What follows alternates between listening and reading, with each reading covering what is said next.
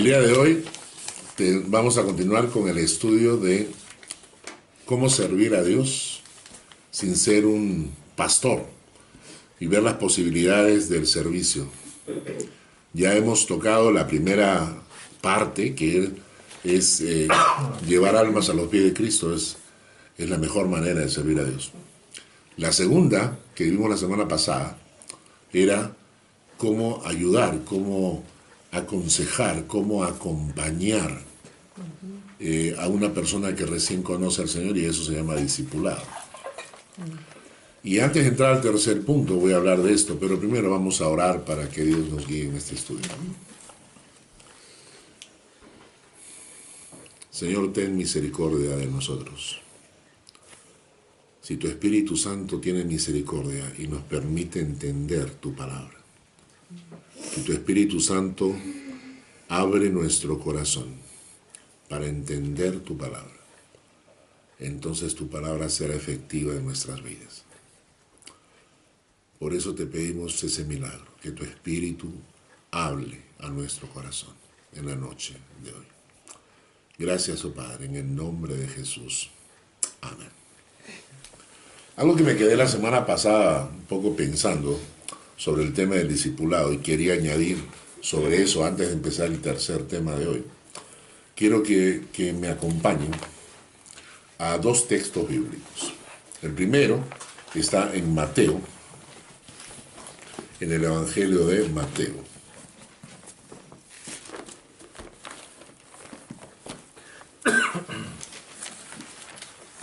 Y este pasaje no me había percatado que tiene mucha enseñanza sobre el discipulado.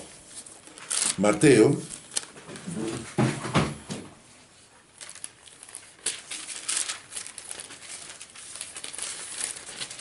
en el capítulo 13,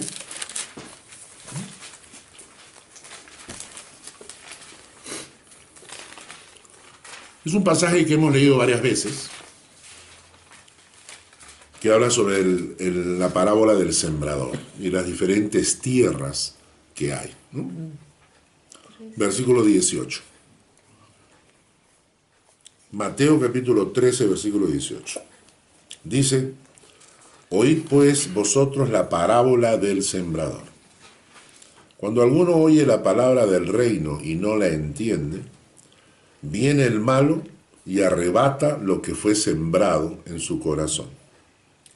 Este es el que fue sembrado junto al camino. Y estaba pensando que discipulado también tiene que ver con esto. ¿Qué pasa cuando una persona llega al estudio, a la iglesia, escucha la palabra, pero no la entiende?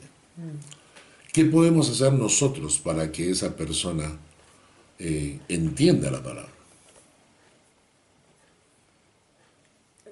Acompañarla, ¿no? Y guiándola. Explicarle, ¿no? Entonces el discipulado ya empieza ahí, ¿no?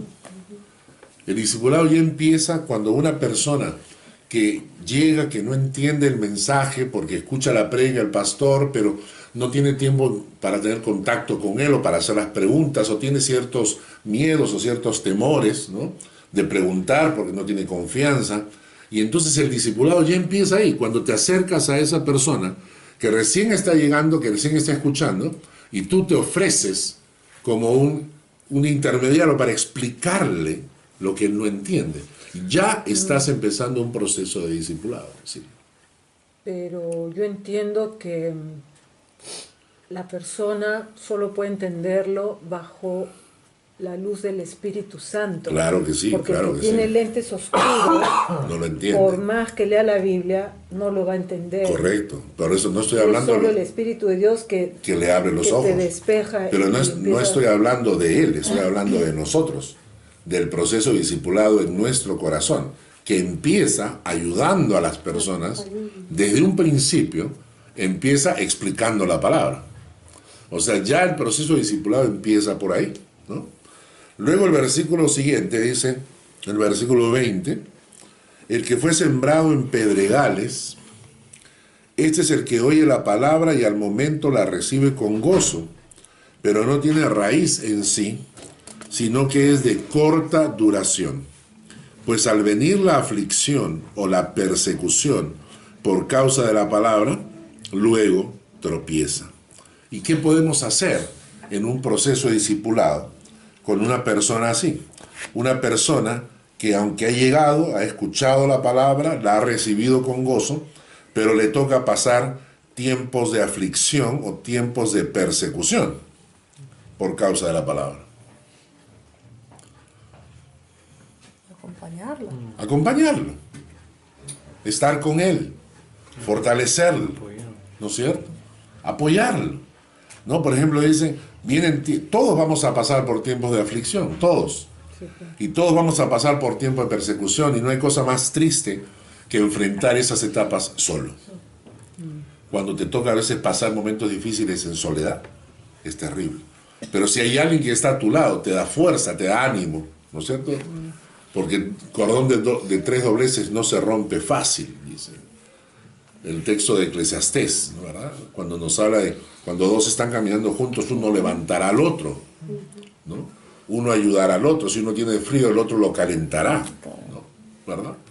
Y el discipulado ya es eso también. El discipulado no solamente es explicar la palabra, el discipulado también es acompañar en los tiempos de aflicción, en los tiempos de tribulación, ¿no?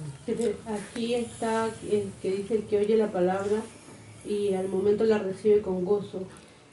Y hay un versículo que dice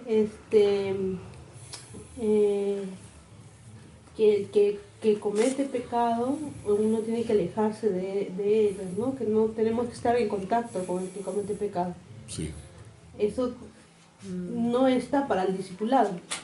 No, yo creo que la palabra de Dios muestra dos facetas, ¿no? La primera es cuando te encuentras con un hermano débil, porque la palabra dice o sea, si tú llegas a rescatar a un hermano que ha caído, salvas un alma. Entonces, si una persona está mal, si una persona ha caído, abandonarlo no es la mejor solución. Es quedarte con él, es acompañarlo. Yo tengo amigos que se alejaron del Señor, pero no por eso dejaron de ser mis amigos. Siguen siendo mis amigos. Y con el tiempo regresaron. Exactamente, porque por medio de la amistad sigue siendo un vínculo. Pero te encuentras con otros casos. Te encuentras con aquellos que, llamándose cristianos, ellos quieren pecar voluntariamente, son gente que tiene ya la conciencia un poco cauterizada, ¿no? Entonces, en cierta manera, tú tienes que evaluar si esa gente se convierte en gente tóxica para ti, para Mala tu familia, influencia, ¿no? Entonces, si se convierten en gente tóxica, entonces mejor en esos pasajes sabes que toma una distancia, ¿no? Porque te destruye, ¿no? Y te destruye a ti, la iglesia, la familia, etc. Pero de no ser así, yo creo que abandonar a una persona que ha caído no es el mejor camino. Creo que el mejor camino es estar con él, acompañarlo y ayudarle a levantarse, ¿no? La tercera tierra también es interesante. La tercera tierra nos dice en el versículo 22 de Mateo capítulo 13, el que fue sembrado entre espinos, este es el que oye la palabra, pero el afán de este siglo y el engaño de las riquezas ahogan la palabra y se hace infructuosa.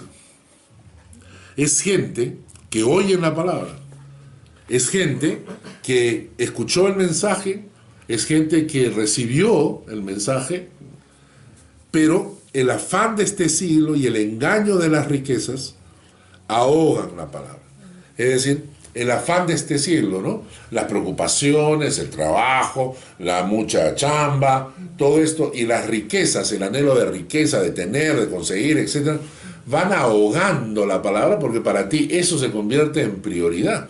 Y muchas personas comienzan a alejarse del Señor por el trabajo, comienzan a alejarse del Señor porque están tan absorbidos en hacer sus negocios y hacer dinero que se olvidan de las cosas de Dios, no le dan la prioridad al Señor.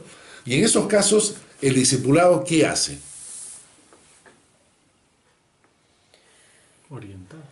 Orientar. Es una forma bastante diplomática, ¿no? No puedes obligar, ¿no? No, pero tienes derecho a exhortar también, a aconsejar. O sea, Depende qué tanto vamos desde conozcas a la orientar, persona. pasamos a aconsejar y terminamos por exhortar, ¿no? En algunos casos hay gente a la cual tiene que ponerse duro, ¿no? A veces uno como pastor no quiere llegar a ese punto, pero a veces uno tiene que llegar y cuadrar a la gente y decir, pero ¿qué te pasa? ¿Qué estás haciendo? Entre nosotros, con los amigos que tenemos en Lima, que nos conocemos tantos años, hay esa confianza. Hay esa confianza, como que cuando uno ve que se está apartando, ir y el buen amigo se acerca. El buen amigo no te deja, ¿no? El buen amigo no te deja. El buen amigo se te acerca y te dice, oye, Sonso, ¿qué estás haciendo? ¿Qué te pasa? Reacciona, abre el ojo, ¿no? No es, el buen amigo no abandona. El buen amigo no te deja solo, no te traiciona. No se hace loco. Claro. El buen amigo se acerca y te dice, mira, ¿qué está pasando, hermano? ¿Qué estás haciendo? ¿Por qué estás haciendo esto? O sea, haces un paso. Y eso también es discipulado, ¿no? Y por último, la otra tierra, que es la tierra que da fruto. Versículo 23. Mas el que fue sembrado en buena tierra, este es el que oye y entiende la palabra y da fruto. Y produce a 100, a 60 y a 30 por uno. Y yo creo que en este caso también hay discipulado. Cuando tú estás como parte de un discipulado, cuidando de una persona, tu objetivo es que esa persona termine dando frutos y ayudándole a descubrir cómo poder dar frutos. Y tú estás ahí para aconsejar todo este estudio que estamos haciendo. Ustedes lo van a tener después. Y ustedes pueden luego, con sus hijos, con sus familiares, con amigos, ayudarles a descubrir y decir, oye, pero ¿qué estás haciendo por el Señor? ¿Qué estás haciendo? ¿Quiere tu corazón servir? Y hay gente que te va a decir, sí, pero no sé cómo. Y entonces el discipulado está en, yo he visto en ti estos talentos, yo he visto en ti estos dones, yo he visto en ti estas capacidades. ¿Por qué no apuntas acá? ¿Por qué no pruebas acá? ¿Por qué no haces esto? Y el discipulado tiene que ver con eso también, capacitar para el ministerio, enseñarles un poco, orientarles en cuanto a cómo llevar fruto, cómo dar fruto en las cosas de Dios. Yo pienso que en el camino de la vida a todos nos ha tocado estos caminos, porque la vida no es fácil. En la vida te encuentras espinos, encuentras pedregales, a veces te encuentras junto al camino. Claro. Y siempre tiene que haber una mano que te lleve a la senda y empiezas a dar fruto. Correcto. Es como quitar la hierba mala cuando siembras una planta, un jardín, o tú quitas la hierba mala o otro, pero pienso que a todos nos toca pasar por estos caminos. Hay una parábola que siempre la cuento y tiene que ver con lo que acabas de decir exactamente, ¿no? Es una parábola que está en uno de los evangelios que menciona de que llega el dueño de un jardín y le pregunta al jardinero por una planta que no da fruto. Y eso fue el texto que un amigo mío me exhortó hace muchos años. Nosotros habíamos conocido al Señor, estuvimos siguiendo los estudios bíblicos, nos congregábamos en un grupo de jóvenes, no íbamos a la iglesia todavía, pero estábamos en un grupo de jóvenes con el cual teníamos estudios bíblicos todas las semanas, crecimos en la palabra, pero cuando llegó el tiempo de la universidad, nos fue absorbiendo la universidad y terminamos alejándonos, ¿no? Y entonces este amigo me invitó un día a la oficina donde nosotros nos reuníamos y se sentó conmigo y me dijo, mira, tengo este pasaje que he leído y Dios me ha hablado. Y es el pasaje donde se acerca el dueño del jardín y le dice al jardinero, esa planta no da fruto, córtala y échala en el fuego porque no sirve. Y que el jardinero le dijo al dueño del jardín, le dijo, no, espérate, un añito. Yo voy a cuidar de la planta. Yo voy a estar ahí para podarla, para abonarla, para cuidarla. Si dentro de un año no da fruto, ok, la cortamos. Pero déjame este añito para cuidar de la planta, ¿no? Es una parábola que está en la Biblia. Y mi amigo me dijo, somos nosotros. Esa planta somos nosotros. que después de este tiempo seguimos sin dar fruto. Y Dios está diciendo, ¿cómo? Después de tanto tiempo y aún no dan fruto, córtalo y échalo en el fuego. No sirven. Y Jesucristo interviene y te dice, no, no, no, yo lo voy a cuidar, yo lo voy a abonar. Y en cierta manera, el discipulado también es eso. El discipulado es la oportunidad cuando alguien te dice, no, no, no, todo el mundo te desecha, ¿no? Todo el mundo te desecha. No, esto no sirve, tiene mal carácter, no, o sea, nada. Y a alguien se le ocurre decir, no, no, no, no, no lo cortes todavía. Déjame que yo lo voy a cuidar, lo voy a abonar, lo voy a acompañar. Si dentro de un año no da fruto, ok, ya, lo cortamos. Pero ahora es tiempo, y eso es discipulado también. Y hay gente que a veces se alejó del Señor, o hay gente que nunca se involucró en las cosas del Señor, y si no llega alguien que te ayuda y que te abre los ojos para servir al Señor y te enseña cómo, uno de repente se queda junto al camino, ¿no? Y el discipulado tiene que ver con esto. Cuidar de estas personas también.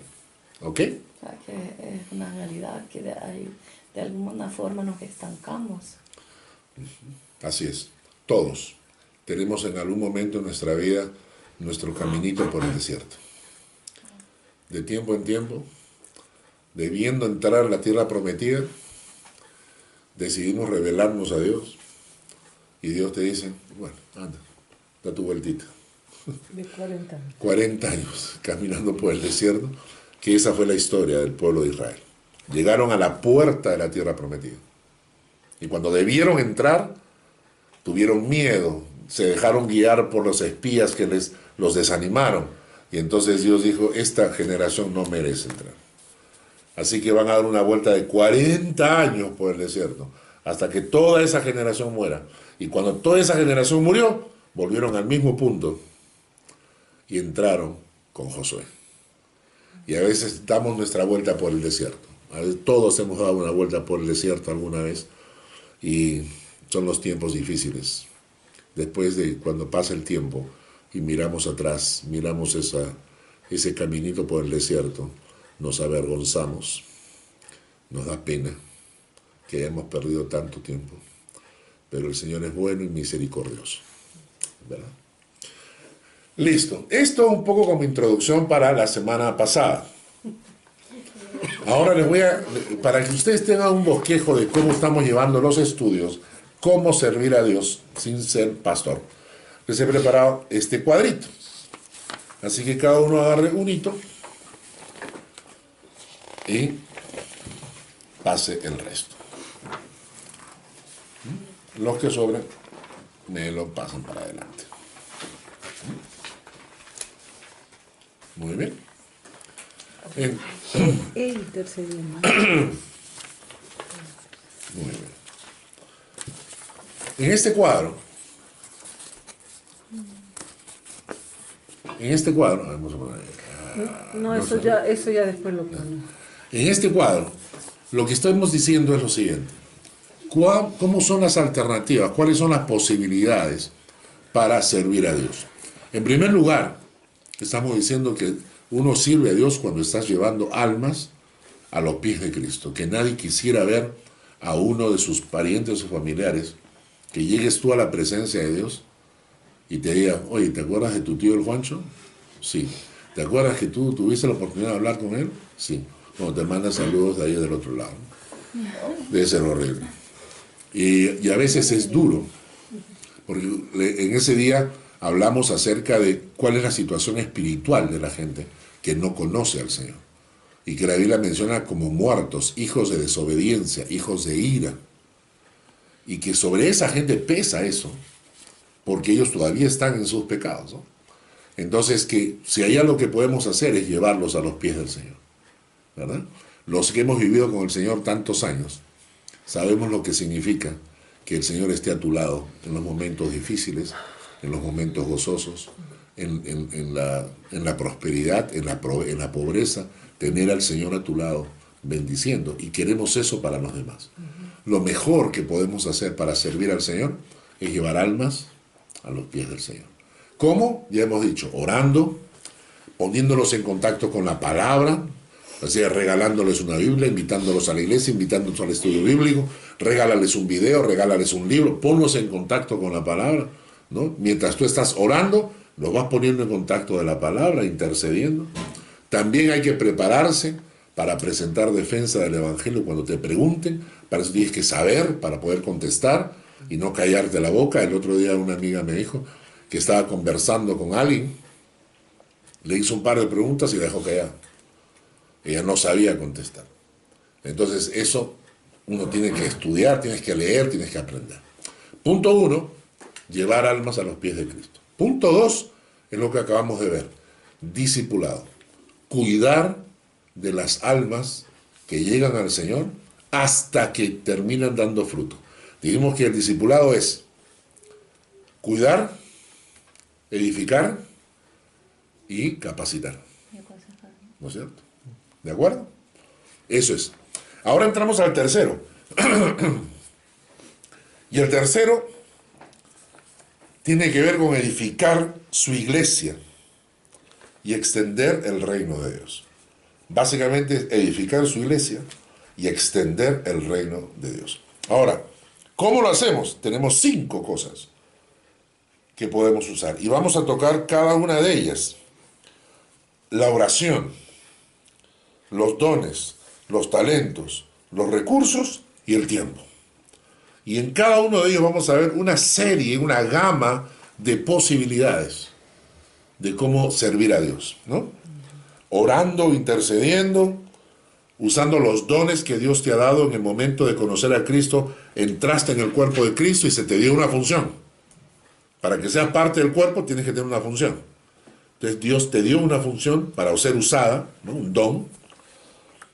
Talentos con los que naces, que Dios te los da antes de que nazcas, porque los planes de Dios para tu vida son desde antes de la fundación del mundo. Inclusive recursos, en algunos casos te dan recursos para que seas fuente de sostén y de soporte. Y tu tiempo, de repente no tienes los recursos pero tienes el tiempo y usando tu tiempo también puedes servir al Señor. Y entonces todo esto de acá apunta a la edificación de su iglesia. Y el día de hoy, antes de entrar a tocar estos puntos de aquí, vamos a hablar de este punto de acá. ¿Por qué tenemos que edificar su iglesia? ¿Para qué? ¿Qué es la iglesia a los ojos de Dios? Quiero que leamos Efesios capítulo 1, versículos 22 al 23. Efesios capítulo 1, versículos 22 al 23.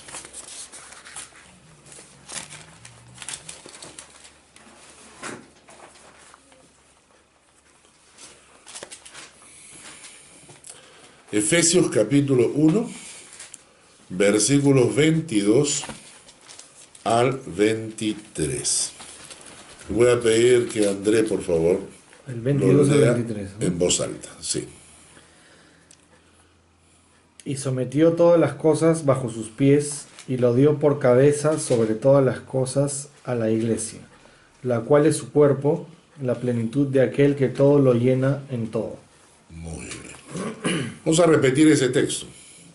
Sometió todas las cosas bajo sus pies y lo dio por cabeza sobre todas las cosas a la iglesia, la cual es su cuerpo, la plenitud de aquel que todo lo llena en todo.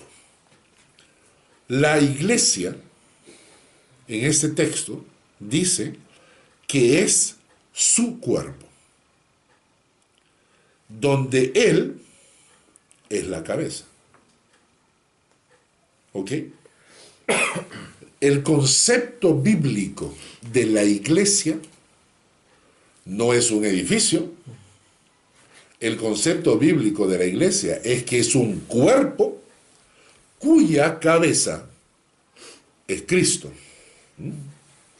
Y lo interesante que dice acá es que La iglesia, la cual es su cuerpo, también es la plenitud de aquel que todo lo llena en todo. La palabra plenitud significa, es el cumplimiento, la consumación, el contenido, la realización, la plena restauración, la totalidad, la vida plena.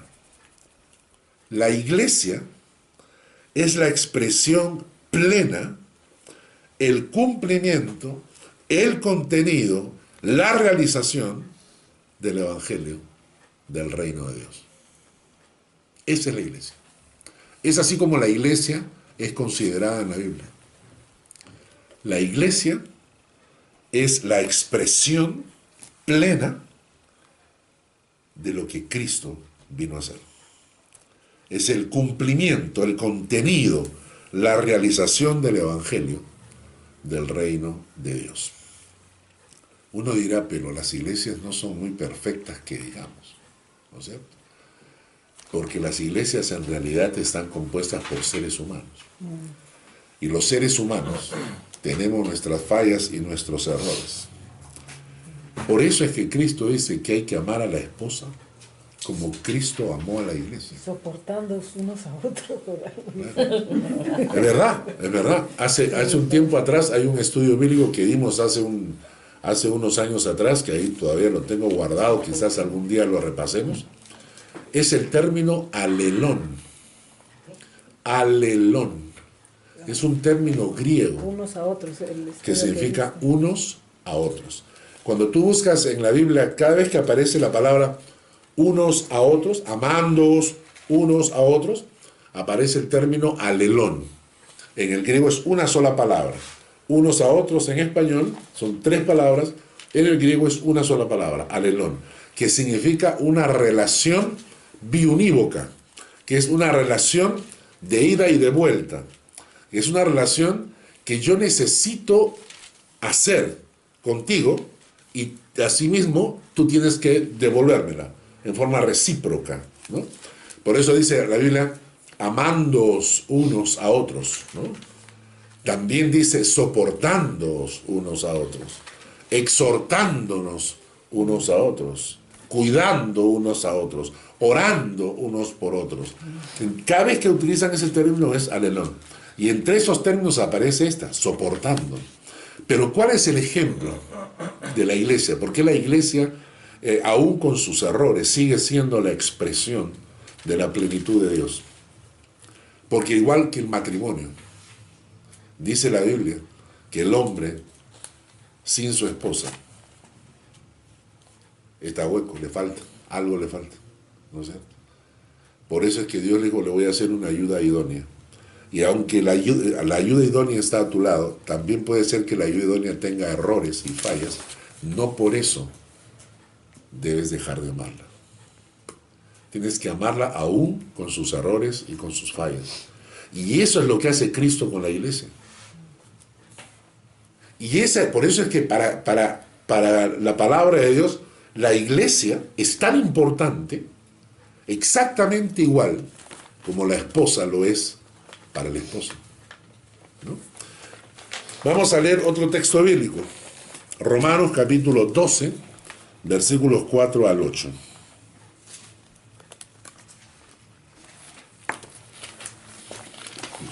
Jovita, por favor. Romanos 12, versículos 4 al 8.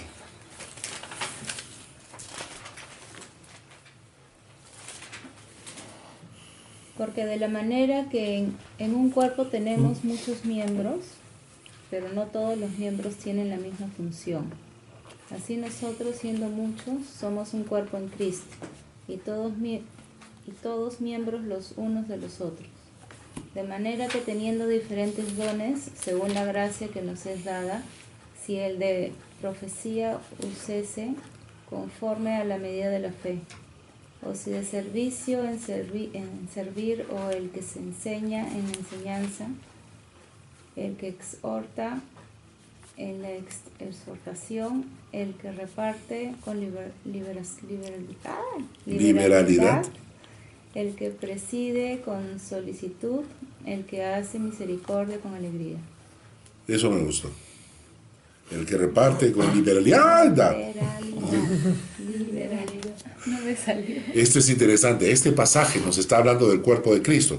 Primero, el pasaje anterior nos dijo que la iglesia es el cuerpo de Cristo. Y ahora nos dice que de la manera que un cuerpo tenemos muchos miembros, pero no todos los miembros tienen la misma función.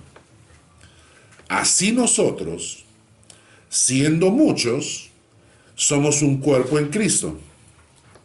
Y todos miembros los unos de los otros. ¿Qué nos quiere decir?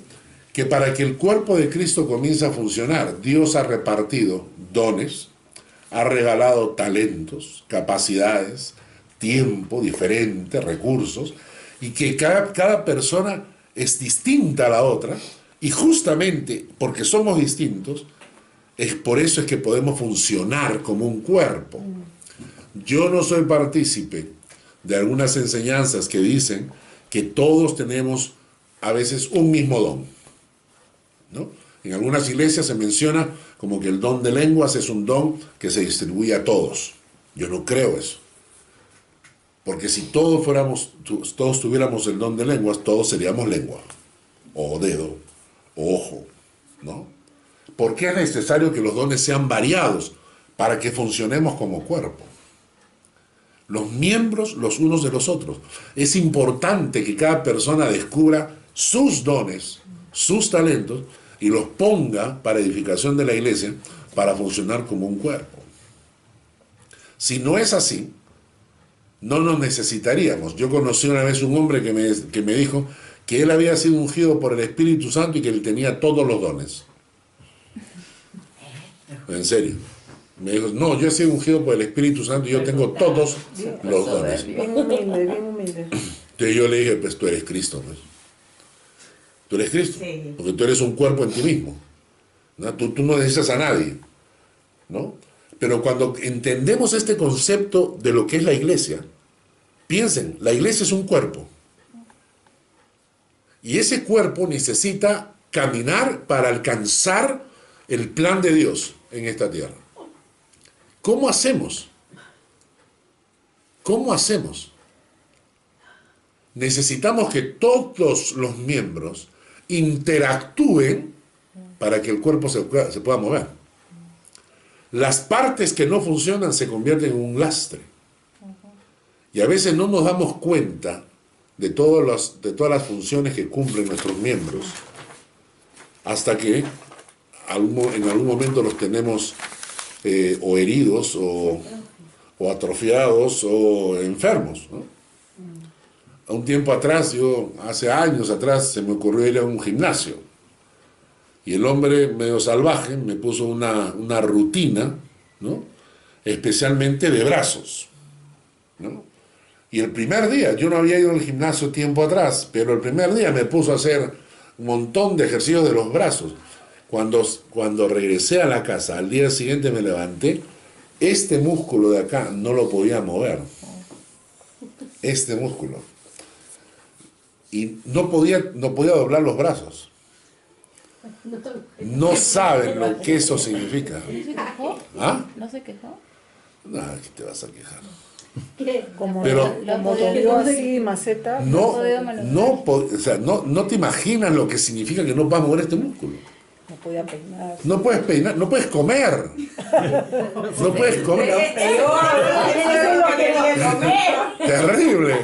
Es interesantísimo. Una parte de tu cuerpo que deja de funcionar y cómo la Se sientes. adolece todo. Y la gente no lo entiende porque para ellos están automáticamente. Todo este tiempo que yo he tenido este músculo malo, que no lo podía mover hacia la izquierda, etc. La gente me decía cosas tan absurdas como cuando fui al fisioterapeuta. Fui al fisioterapeuta y el hombre me miró, me hizo masajes y... No, levanta la cabeza, vamos, levanta la cabeza. No puedo. No, levántala, mira, a ver, haz así. No puedo. No, ¿cómo no vas a poder? No puedo. Por eso estoy acá. Para eso estoy acá, pues. No, sí, mira, levanta y camina. Y decía, este es un sonso. Porque, claro, yo puedo hacer el esfuerzo y caminar, y no puedo caminar así 5 metros, pues, porque te duele todo. Y yo tenía que caminar con la mano agarrándome aquí para levantar la cabeza. Y ahora es diferente, y eso ha estado años. Y cuando yo le decía a la gente, no puedo porque me duele, la gente no entiende. La gente te dice, no, vamos, ven, mira, camina.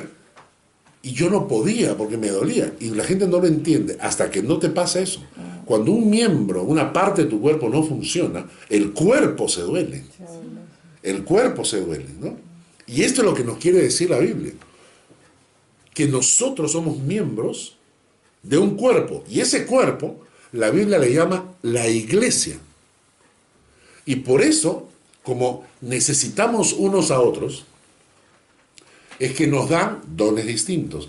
Y el texto que acaba de leer el Jovita dice, de manera que teniendo diferentes dones, según la gracia que nos es dada, si el de profecía, úsese conforme a la medida de la fe. O si de servicio, en servir. ¿Notan cómo salta?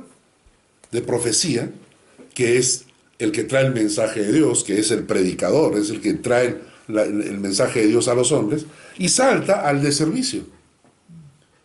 O sea, te toca a ti el de profecía, bien, pero de repente a ti te toca el don de servicio. Hay gente que no le gusta servir. Luego No dice, tiene el don. que enseña en la enseñanza, y el que exhorta en la exhortación. El que reparte ¿Qué es con- eso? es el don de... Exhortación, por favor. No, porque eso lo vamos a ver después cuando veamos los dones. Tengo una lista de los dones que vamos a ver y cuando veamos toda la lista de los dones vamos a ir tocando uno por uno, ¿no? ¿De acuerdo? Para que vengan al estudio la próxima semana. Entonces, luego dice el que reparte con liberalidad. Este es un don muy especial, el que reparte. Sí, pues. No, el que reparte. ¿Quieren? Esto lo vamos a ver. Ay, no. El que preside con solicitud ¿Quién es el que preside? y el que hace misericordia con alegría. Cuando veamos los dones vamos a ver toda la lista de los dones para que uno investigue cuál de esos dones tiene, porque tienes que tener alguno, por lo menos uno, porque si no tienes dones no eres parte del cuerpo. No, chido. Si no tienes dones, no eres parte del cuerpo de Cristo. Porque para ser parte del cuerpo de Cristo, para ser miembro del cuerpo de Cristo, tienes que tener alguna función. ¿No es cierto? Y entonces este pasaje te habla de que el cuerpo de Cristo, la iglesia, está llena de miembros individuales y cada miembro tiene funciones diferentes porque nos necesitamos unos a otros. Y por eso es que la iglesia funciona. No necesitamos en la iglesia los superhombres o las supermujeres que pueden hacer todo. Necesitamos que uno defina sus dones, sus talentos, y que el otro defina los suyos, y que uno reconozca con humildad cuando necesitas del otro, y el otro reconozca con humildad cuando necesita de tus dones, porque al fin y al cabo, la cabeza de este cuerpo que se llama la iglesia es Jesucristo. Otro texto. Una pregunta. Sí, ¿Cuál es la diferencia entre don y talento? don y talento. Los dones significa regalos. La palabra don significa regalos, ¿no? Son regalos que Dios te da, capacidades espirituales que tú recibes en el momento de tu conversión. Los talentos los tienes desde antes de nacer. Cuando naces, ya naces con esa capacidad. Tocar la guitarra es un talento, cantar es un talento, ¿no es cierto? Pintar es un talento. Los dones tienen que ver con cuestiones espirituales, que Dios te da capacidades espirituales para funcionar en el cuerpo de Cristo. Hay más o menos 18 dones que vamos a ver más adelante. ¿Ya? Mónica, lee por favor 1 Timoteo 3:15.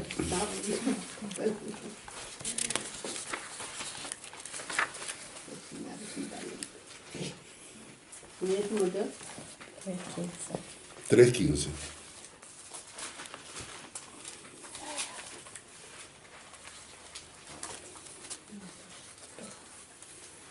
¿Lo tienen? A ver. Para que si tardo sepas cómo debes de conducirte en la casa de Dios, que es la iglesia del Dios viviente, columna y baluarte de la verdad. Muy bien. Ojalá nuestro concepto sobre la iglesia sea igual a este. Que cuando la gente te pregunte sobre tu iglesia, tú contestes exactamente este texto. 1 Timoteo 3:15. Dice, para que si tardo, sepas cómo debes conducirte en la casa de Dios. Y la palabra que aparece en el griego, acá, para casa, es familia. Una traducción más exacta de este texto debería decir, para que si tardo sepas cómo debes conducirte en la familia de Dios. Con los miembros. En la familia de Dios. Mi familia espiritual. Dice, en la casa de Dios o en la familia de Dios, que es la iglesia del Dios viviente, columna y baluarte de la verdad. Columna, el pilar. Baluarte, el fundamento, el sostén de la verdad. Miren, ahora yo quiero a veces me evalúo, yo me pregunto, ¿cuánta gente que asiste a la iglesia entiende lo que la iglesia es para el corazón de Dios?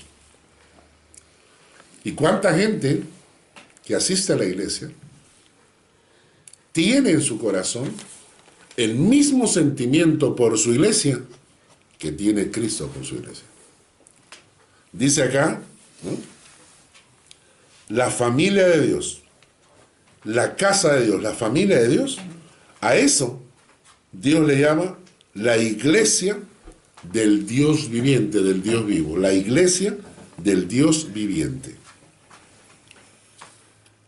Columna y baluarte de la verdad. La iglesia es la columna y baluarte de la verdad. A veces pienso cuánta gente que asiste a una iglesia, en su corazón, al considerar a la iglesia como, es un grupo, ahí yo voy de vez en cuando, sí, me reúno, está menospreciando lo que la iglesia es en el corazón de Dios. En el corazón de Dios, la iglesia es la columna y el sostén de la verdad aquí en la tierra. La iglesia debería ser eso. Claro, el diablo trata de meterse con herejías, trata de distorsionarlo, pero la verdadera iglesia, para Dios, es la columna y es el sostén de la verdad. Es la familia de Dios aquí en la tierra. Esto es la iglesia. Esa es la iglesia en la que tú asistes. Esa es tu iglesia. La iglesia en la cual tú asistes ahora, para Dios, es tu familia. Columna y baluarte de la verdad. La casa de Dios, la familia de Dios, la iglesia del Dios vivo, del Dios viviente. Naturalmente uno comienza a pensar y dices, ¿cuántas iglesias funcionan así? ¿Cuántas iglesias funcionan así como familia? ¿Cuánto nos falta? Pero la iglesia no existe fuera de nosotros, pues. ¿Verdad? La iglesia no existe fuera de nosotros. ¿A qué voy con esto? Siempre estamos criticando si la iglesia es o no es, etc. Nosotros somos pero, la iglesia. Pero nosotros somos la iglesia, pues.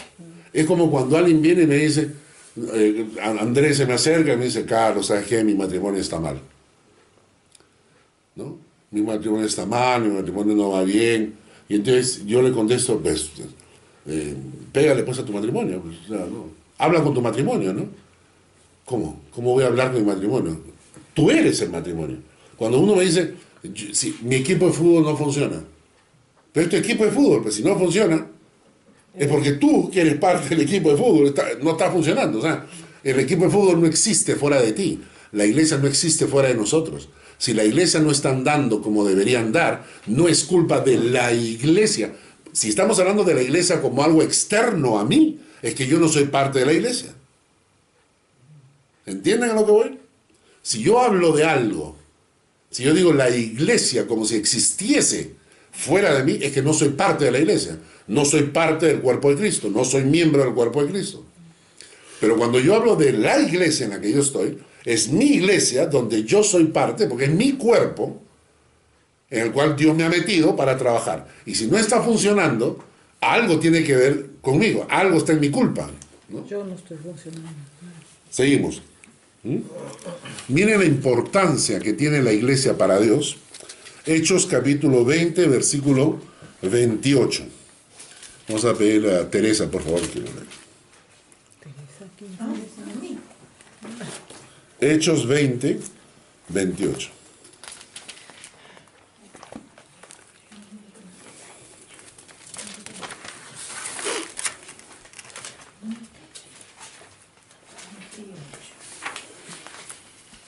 Veinte, 28.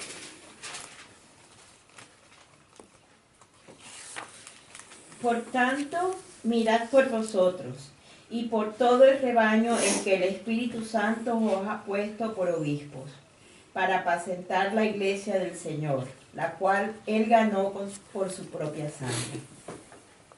A ver si entendemos. ¿Cuánto vale para Dios su iglesia? Que la compró Con su sangre. con su sangre. ¿Cuánto vale para Dios su iglesia si la compró con su sangre? ¿Qué valor tiene en el corazón de Dios la iglesia como para que Él hubiera estado dispuesto a pagar el precio del rescate con su propia sangre? ¿Por qué cosas tú pagarías tanto? En esta tierra. Es el ejemplo que tú siempre has hecho los hijos, ¿no? Exactamente. Exactamente. Por tus hijos das tu sangre. Y no la piensas. Por el cónyuge, lo piensas. Depende de cómo se ha portado. Claro, depende si se ha portado bien o no. ¿Me entiendes? Ni siquiera por la madre. Uno lo piensa. Pero cuando hablas por tus hijos, ni lo piensas. Es necesario, o sea, si alguien va a disparar contra uno de tus hijos, tú no lo piensas, tú te metes al medio y recibes la bala. Ese es el precio que le costó a Cristo. Así ama a Cristo a su iglesia. Así ama a Cristo a su iglesia. La pregunta es, ¿amas tú la iglesia de Cristo como Él ama? Seguimos. Glup. Ahora dice acá. Miren la función de la iglesia. Efesios capítulo 3, versículo 10. Efesios 3. Efesios 3, 10. ¿A quién le toca? Mari. María. Para María. dar a conocer ahora, por medio de la Iglesia, su multiforme sabiduría a los principados y poderes en los lugares celestiales. Espérate que lo encuentren todos. ¿Lo tienen?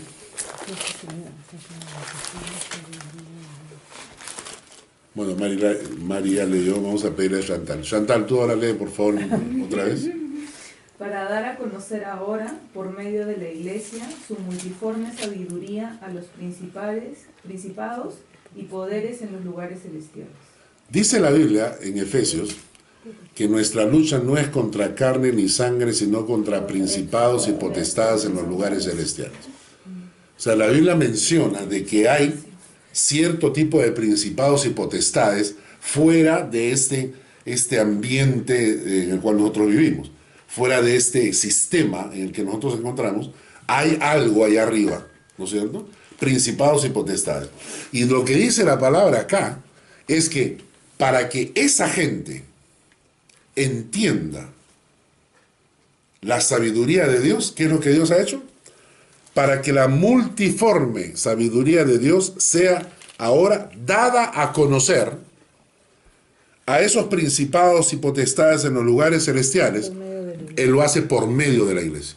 O sea, la iglesia... Como que es el filtro. Exacto. La iglesia tiene una función. No vamos a entrar a tallar a una explicación teológica de este texto, que no es lo que quiero, sino lo que quiero que vean es el lugar que ocupa la iglesia en el corazón de Dios. Y como la iglesia es la delegación de Dios en la tierra, como cuando un país, un gobierno, manda una delegación representativa, ¿no?, que no debe hablar otra cosa que dice el gobierno. Y ahí viene la exhortación para nuestras iglesias, cuando estás hablando no lo que Dios quiere que hables. Pero cuando un gobierno manda una delegación que lo representa, ¿cómo le llama a sus representantes? Embajadores. Embajadores, ¿no? Quiero que leas 2 Corintios 5:20, María Ángel. 2 Corintios 5:20. Somos embajadores. ¿Te acuerdas la tarjetita?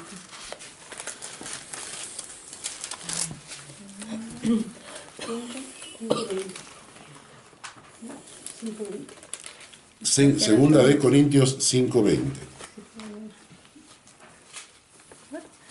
Así que somos embajadores en nombre de Cristo, como si Dios rogase por medio de nosotros, os rogamos en nombre de Cristo, reconciliados con Dios. Somos embajadores en nombre de Cristo. Lucy me está haciendo recordar hace muchos años, cuando estábamos en el grupo de jóvenes, para invitar a los jóvenes al grupo, mandamos a hacer unas tarjetas con el logotipo de Young Life, la dirección, el teléfono, el horario, y en medio una línea punteada. Y abajo decía embajador. Y el versículo abajo. ¿No? Y las personas, todos los chicos que venían al grupo recibían esas tarjetas de regalo y tenían el permiso de poner su nombre encima de la línea. Y entonces cuando tú llegabas a veces y le entregabas a una persona la tarjeta de Young Life, aparecía ahí tu nombre, ¿no? André Rard, embajador. 2 Corintios 5:20. Como éramos chiquillos, jugábamos como a la oficina, ¿no? El business card. Pero somos embajadores, ¿no? Y entonces la Biblia dice que somos embajadores. Y la iglesia, somos embajadores en el nombre de Cristo. ¿Por qué? Porque la iglesia está representando a Cristo en esta tierra. Cierto es que muchas iglesias hoy en día son una vergüenza, pero eso no quita que en el corazón de Dios la iglesia sea su delegación en esta tierra, ¿no? Ahora, acá hay algo importante. Yo les he mencionado en alguna oportunidad que existe la iglesia histórica, la iglesia global o universal y la iglesia local. A la luz de la Biblia existe la iglesia histórica. ¿Cuál es la iglesia histórica? Todos los creyentes que han muerto justificados por Dios en la historia. Eso va desde Abraham y de toda esa gente hasta todas aquellas personas que han sido justificados por Dios a través de la historia y han fallecido. Se conoce como la iglesia histórica. La iglesia global o la iglesia universal se refiere a todos los creyentes que actualmente son hijos de Dios, que están justificados por la sangre de Cristo y que están vivos. Y el tercer grupo es la iglesia local. Cuando ustedes ven las cartas de Pablo, Pablo habla a la iglesia que está en Corinto, a la iglesia que está en Éfeso, a la iglesia que está en la casa de, a la iglesia, o sea, porque no habían locales, ¿no es cierto? Las iglesias eran en casas. Entonces, cuando Pablo menciona, define que cada cristiano está identificado con una iglesia. Cuando mueras, pasarás a la iglesia histórica. Actualmente perteneces a la iglesia universal, como todo el mundo, que es cristiano. Pero tu identificación es la iglesia local. Tú tienes una iglesia local.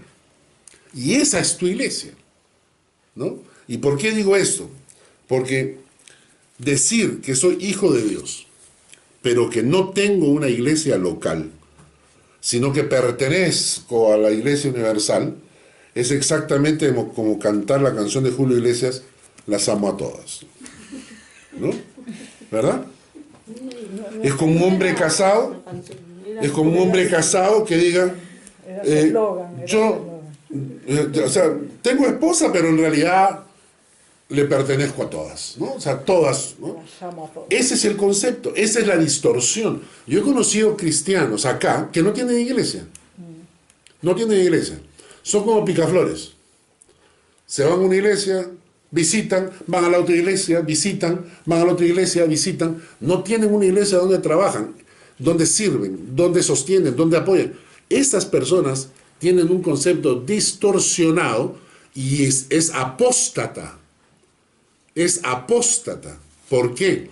Porque esa enseñanza es falsa y la enseñanza falsa es apostasía. Cuando te encuentras con un cristiano que no tiene iglesia local, porque él pertenece a la iglesia universal, es porque esa persona no tiene identidad con el cuerpo de Cristo. ¿Cuál es su cuerpo? ¿Dónde está su cuerpo? ¿Cuál es su función? ¿No es cierto? Ahora, otra deformidad espiritual es la siguiente. Soy miembro de una iglesia por internet.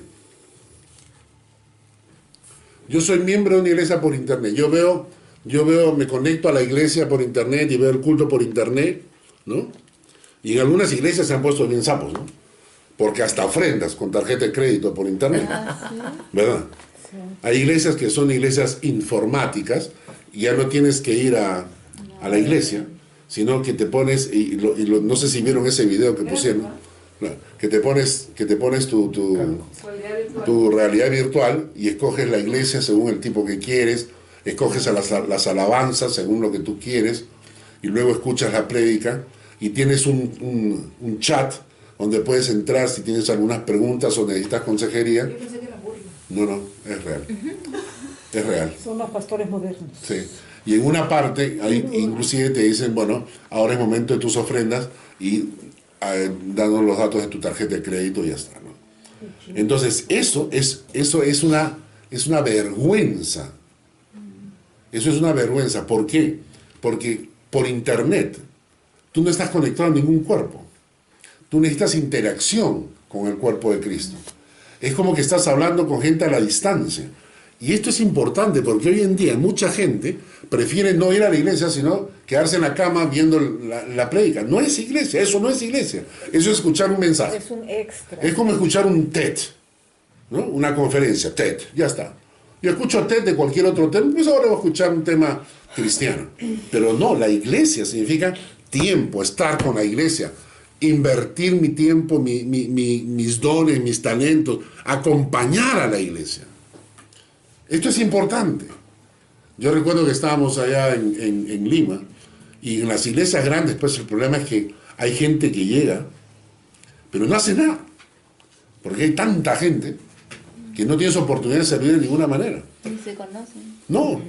Y a veces terminaba el culto, me acuerdo el lince, ¿no? Y ni bien terminaba el culto, la gente partía, porque no tenía integración con la iglesia. Y entonces no, la iglesia está para estar ahí, y nosotros no solo tener un tiempo para alabar y escuchar la palabra, sino yo voy a la iglesia para adorar a Dios, para servir a Dios. Sí. O sea que mi iglesia local es tuya.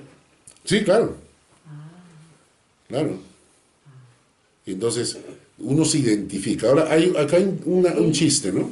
Acá hay un chiste que lo encontré el otro día en internet, que dice, la hija le manda un email a su padre: papá, estoy enamorada de un chico, pero yo estoy en Nueva York y él vive en Puerto Rico. Y nos hemos conocido en un sitio de citas web. Nos hemos hecho amigos en Facebook, le mandé solicitud de amistad en Facebook y hemos estado teniendo largas charlas en WhatsApp.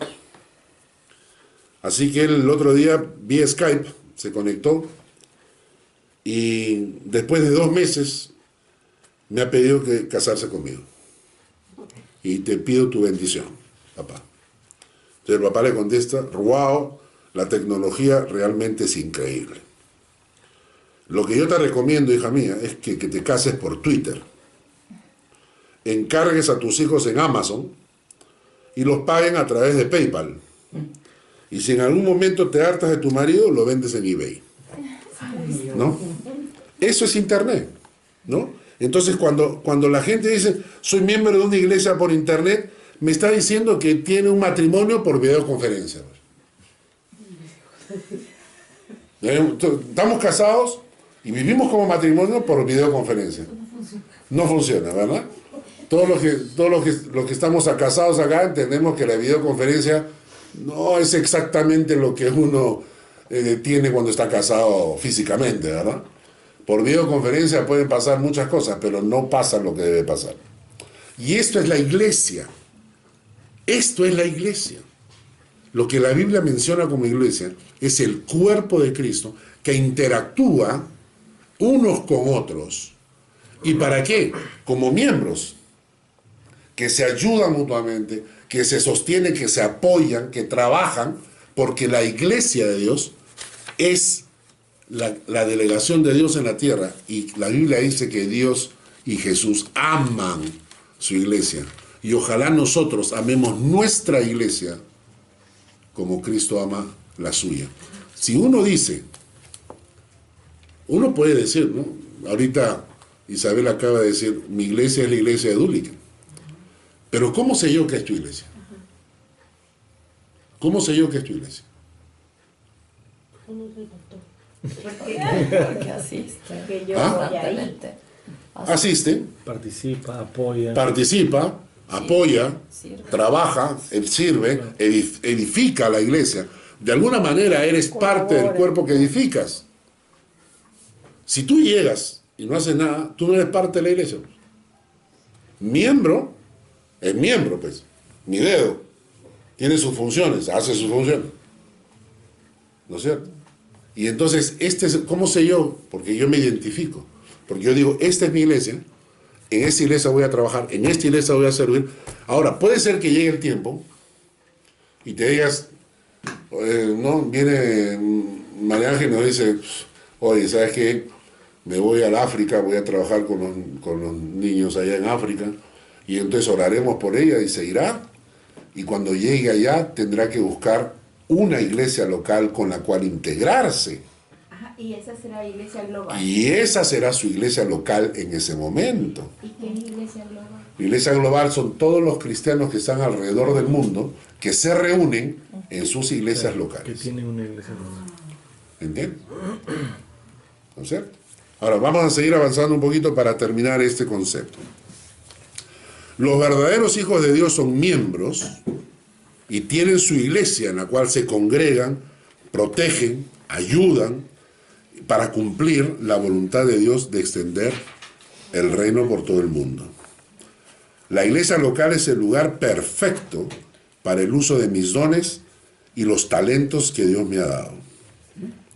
Si no me siento parte de la iglesia en la cual me congrego, esto puede indicar una serie de problemas. Punto 1. Puede que tenga conceptos doctrinales distorsionados o equivocados sobre mi participación en el cuerpo de Cristo. A mí me lo han dicho en mi cara, personas que me han dicho, no, Carlos, ¿me entiendes? Mi corazón pertenece a todas las iglesias. Yo no me quiero atar a ninguna. No quiero ser de todas. Entonces yo le dije, eres un gigolo del Evangelio. Eres un gigolo del Evangelio. No te atas a ninguna, pero quieres amar a todas, ¿no? Eso es una distorsión del Evangelio, ¿no? Eso es una distorsión del Evangelio. La segunda cosa, si no te identificas como parte activa de la iglesia en la que te congregas, es posible también que tu situación espiritual sea de pecado o de enfriamiento espiritual. Es decir, estás pasando por una crisis, estás caminando tu camino en el desierto, estás alejado del Señor o alejado del Señor, y por la situación misma no te sientes, tu corazón tiene vergüenza, ¿no? de servir a Dios y prefieres mantenerte al margen. Es una segunda posibilidad.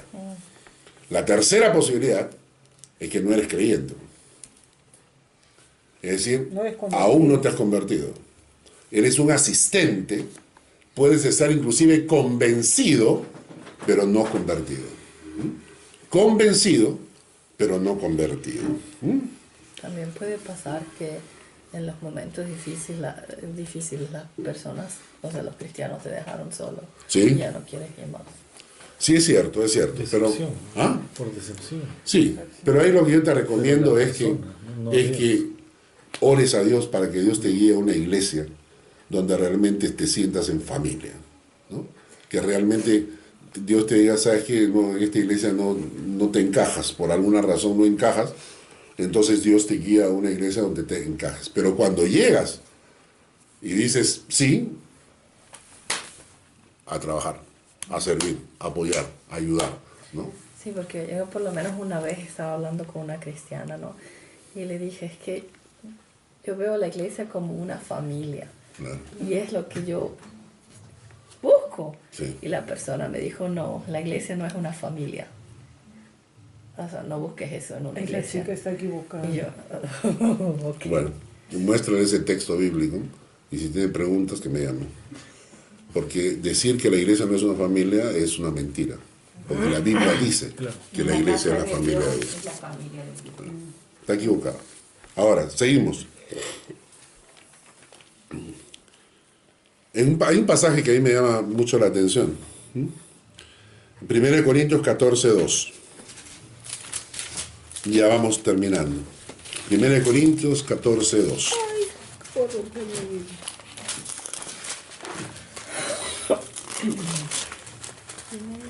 1 Corintios 14:2. Leo. Lucy.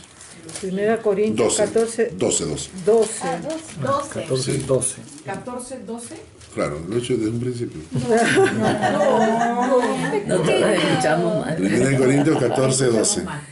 Así también vosotros, pues que anheláis dones espirituales, procurad abundar en ellos para edificación de la iglesia. Entonces, todos queremos servir. Todos queremos descubrir nuestros dones, ¿no? ¿Alguno de ustedes ya sabe cuáles son sus dones? ¿Sí? Servir, apoyar. Sí. De manera física, ¿no? ¿No? ¿Sí? No. ¿Mónica? Servicio. ¿Ah? Todo el mundo sirve. Entonces igual. También sirvo. Tú eres diferente a él. Entonces, No estoy segura. esto es interesante, porque es importante que descubran los dones que a veces uno no sabe. Amor. Tener el mismo ¿Qué? fe. No, eso no es un don. No necesariamente. Ese es un fruto del Espíritu Santo. Claro. Pero los dones, que vamos a ver la lista más adelante, se describen un montón de diferentes tipos de dones que a veces uno mismo no sabe. A veces uno mismo no sabe. ¿Cómo descubrí yo mis dones? Es porque cuando el fundador de Young Life salió del Perú, nos quedamos un grupo de 7. Quedamos en que comenzamos las reuniones con los jóvenes y le quedamos así. Cada uno da los mensajes en la reunión de jóvenes durante un mes. Y vamos rotando. Cada 7 meses te tocaba a ti dar un mes de charlas, ¿no? Los días domingos que teníamos las reuniones con los jóvenes en la tarde. Y luego se abrieron estudios bíblicos, ¿no? Y entonces, ¿quiénes iban a dar los estudios bíblicos? Bueno, algunos de nosotros tenían que dar los estudios bíblicos. Entonces, Se rotaban. y nadie había hecho nunca nada antes. Nunca lo habíamos hecho. Entonces, cuando de repente, pues un amigo comenzó a dar estudios bíblicos y pues gente comenzó a venir al estudio, perfecto. De repente habían más personas para un estudio bíblico y entonces me dijeron, Carlos, tú da el estudio bíblico. Yo nunca había dado un estudio bíblico. Entonces me senté y comencé a dar el estudio bíblico. ¿Y qué pensó? La gente se pasaba a mi estudio, comenzó a venirse al estudio. Comenzaban a venirse al estudio y mi estudio crecía y crecía y cada vez era más grande. Y entonces la gente me dijo, tú tienes el don de enseñanza. O sea, ¿cómo descubrí yo? Fue enseñando. Y a veces las personas no descubren sus dones porque no los usan. Por eso es que la mayoría de personas cuando les preguntas qué don tienes, dicen servir. ¿Por qué? Porque es lo más fácil, pues. Todo el mundo sirve. Yo también puedo servir. O yo también. creemos que servimos. Claro. ¿No? Pero esto es importante porque hay 18 dones que hay que descubrir. ¿No? Después de 7 meses me tocó a mí predicar. Yo le decía a la gente, no necesito, yo con los estudios bíblicos estoy contento. Yo doy los estudios, ustedes prediquen. Y mis amigos me dijeron, no seas sapo, ¿no? A cada uno le toca cada 7 meses, así que te toca a ti. Y entonces me tocó a mí predicar. Y cuando comencé a predicar, la gente comenzó a decirme, tú tienes el don. Lo mismo pasa con los dones, vamos a ir descubriendo los dones. ¿No es cierto? Discernimiento, eso es lo Exacto. que no me acordaba. Pero ¿cuál es el punto? Discernimiento. Dios no te da dones para tu gloria.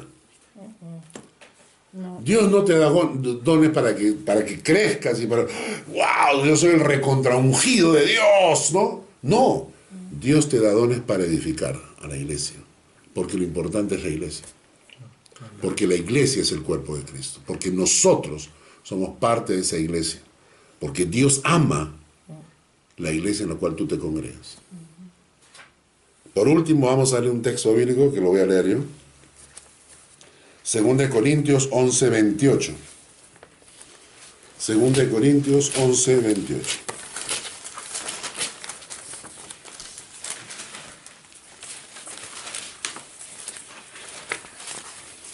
Pablo escribe: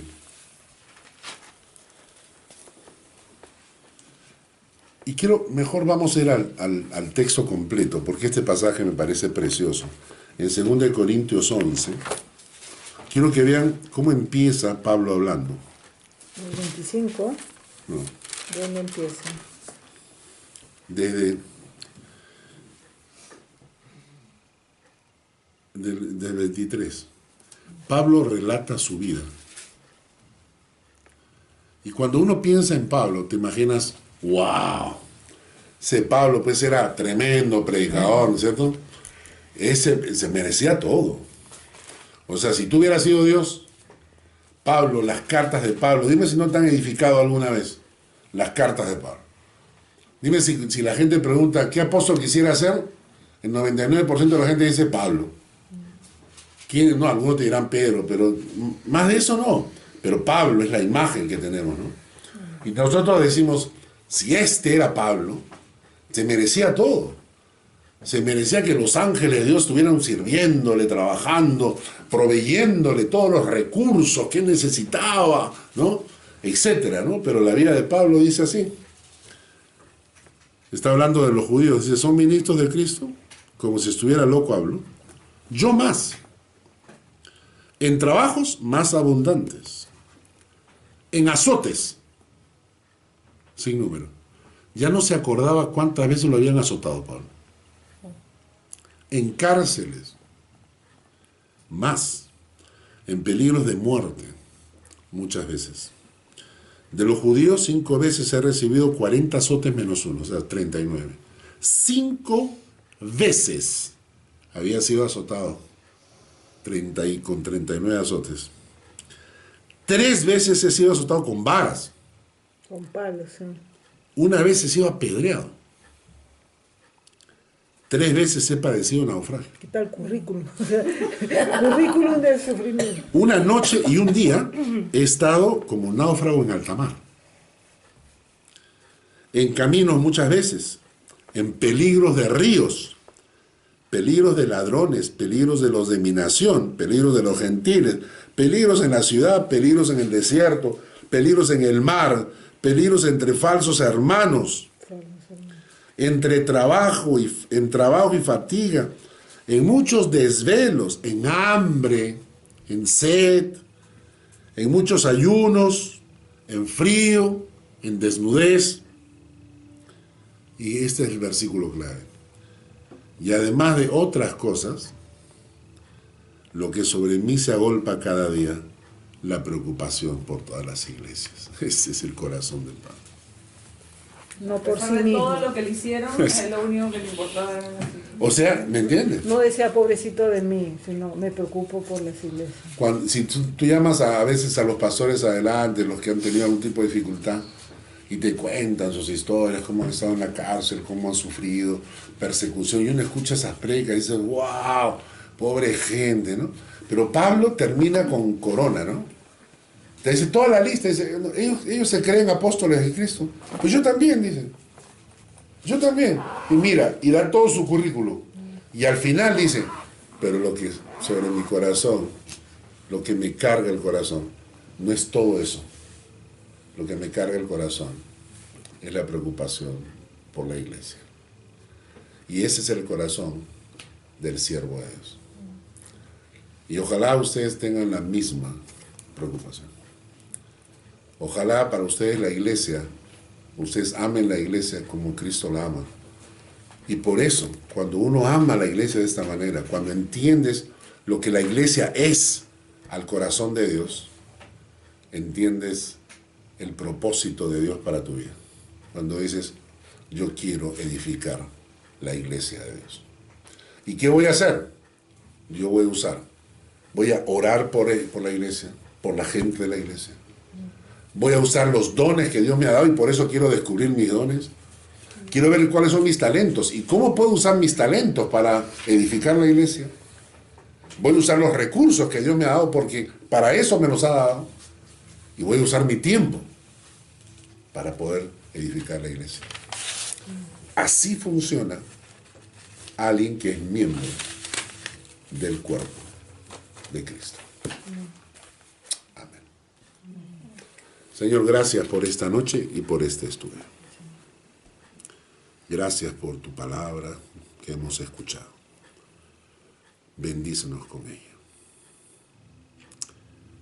Gracias en el nombre de Jesús. Amén. Amén.